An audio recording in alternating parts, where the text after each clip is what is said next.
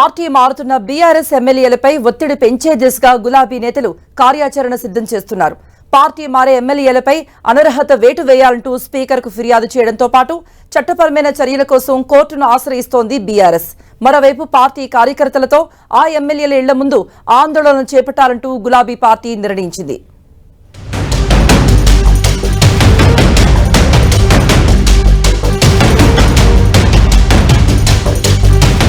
Party మారే ఎమ్మెల్యేలను target చేస్తున్న బీఆర్ఎస్ పార్టీ ఫిరాయించిన ఎమ్మెల్యేలపై అనర్హత వేటు వేయాలని డిమాండ్. న్యాయ పోరాటానికి సిద్ధమవుతున్న గులాబీ పార్టీ బీఆర్ఎస్ ఎమ్మెల్యేలు అధికార కాంగ్రెస్ పార్టీలో చేరేందుకు ఒక్కొక్కరుగా ఆసక్తి చూపిస్తున్నారు. ఇప్పటికే 3 శాసనసభ్యులు కాంగ్రెస్ పార్టీలో చేరిపోయారు. మరికొంతమంది ఎమ్మెల్యేలు కూడా కాంగ్రెస్ లో చేరుతారని జోరుగా ప్రచారం జరుగుతోంది.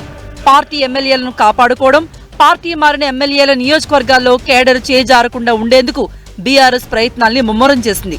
అలాగే పార్టీ ఫిరాయించిన ఎమ్మెల్యేలపై తీవ్రమైన ఒత్తిడి పెంచేలా కార్యాచరణ మొదలుపెట్టింది. గత నెలలో పార్టీ మారిన ఎమ్మెల్యే దానం నాగేందర్పై స్పీకర్ను కలిసి ఫిర్యాదు చేసింది బీఆర్ఎస్.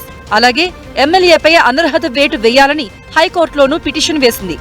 పార్లమెంట్ ఎన్నికలు సమీపిస్తుండటంతో కాంగ్రెస్ ఆపరేషన్ ఆకర్ష్ను ప్రారంభించింది. గులాబీ పార్టీకి చెందిన శాసనసభ్యులను తమ పార్టీలో చేర్చుకునేందుకు అనుగుణంగా పావులు కదుపుతోంది. ఈ పరిస్థితిని అంచనా వేస్తున్న బీఆర్ఎస్ పార్టీ మారే ఎమ్మెల్యేలపై అనర్హత వేటు వేయాలని డిమాండ్ చేస్తోంది. దానం నాగేందర్ కాంగ్రెస్ లో చేరిక తర్వాత మాజీ ఉప ముఖ్యమంత్రి కడియం శ్రీహరి బీఆర్ఎస్ ను వీడారు. దానం నాగేందర్ కు సికింద్రాబాద్ పార్లమెంటు స్థానం నుండి పోటీ చేసే అవకాశాన్ని కాంగ్రెస్ పార్టీ కల్పించింది.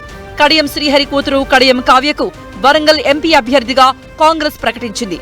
భద్రాచలం ఎమ్మెల్యే తెల్లం వెంకట్రావు సైతం బీఆర్ఎస్ ను వీడి కాంగ్రెస్ పార్టీలో చేరారు.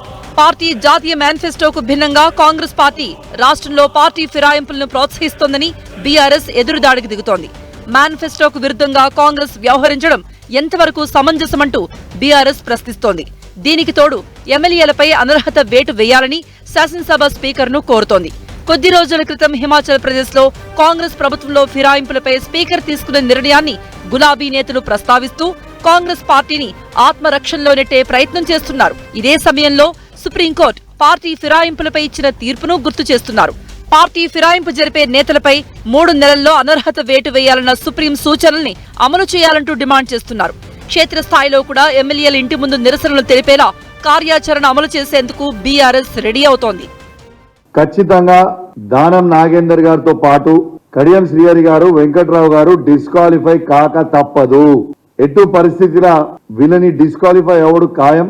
అన్ని విధాలుగా ఎవిడెన్స్ పెట్టి దానం నాగేందర్ గారు బీఆర్ఎస్ పార్టీ బీఫామ్ మీద ఎమ్మెల్యేగా గెలిచి ఇవాళ అఫీషియల్ గా Congress party Secunderabad MP candidate గా అఫీషియల్ గా కాంగ్రెస్ పార్టీ డిక్లేర్ చేసింది. ఇంకా దీనికంటే పెద్ద ఎవిడెన్స్ అవసరం లేదు అని అన్ని ఎవిడెన్స్లు అటాచ్ చేసి ఇవాళ కోర్టులో వేసినాం. పార్టీలు మారిన ఎమ్మెల్యేల ఇంటి ముంగట ధర్నాలు చేస్తాం, సావు తప్పు కొడతాం, బిడ్డ మీ సంగతి ఏందో చెప్తాం, మారినో లేదో ఉట్టికి ఇచ్చిపెడతాం అనుకుంటున్నాం. ఎవరిని కూడా ఇచ్చిపెట్టే ప్రసక్తే లేదు. మొన్న హిమాచల్ ప్రదేశ్ లో కూడా మరి అక్కడ ఉన్నటువంటి కాంగ్రెస్ పార్టీ ఇక్కడ అధికారంలో ఉన్నది. అక్కడ స్పీకర్ గారు ఎవరైతే అక్కడ సంబంధించిన కొంతమంది ఎమ్మెల్యేలు పార్టీ ఫిరాయించినారో, వారు వివరించినట్టు వారికి వచ్చిన దృష్టికి వచ్చినదో వారు ఇమీడియట్ గా వారందరిని కూడా అనర్హులుగా ప్రకటిస్తూ తీర్పునిచ్చిన సంగతి ఈ సందర్భం గుర్తు చేస్తా ఉన్నాను. పార్టీ మారిన ఎమ్మెల్యేలపై అనర్హత వేటు పడేలా ఒత్తిడి తేవడంలో విజయవంతమైతే ఎమ్మెల్యేల వలసలు పూర్తిగా నివారించవచ్చని గులాబీ పార్టీ భావిస్తున్నట్టుగా తెలుస్తోంది.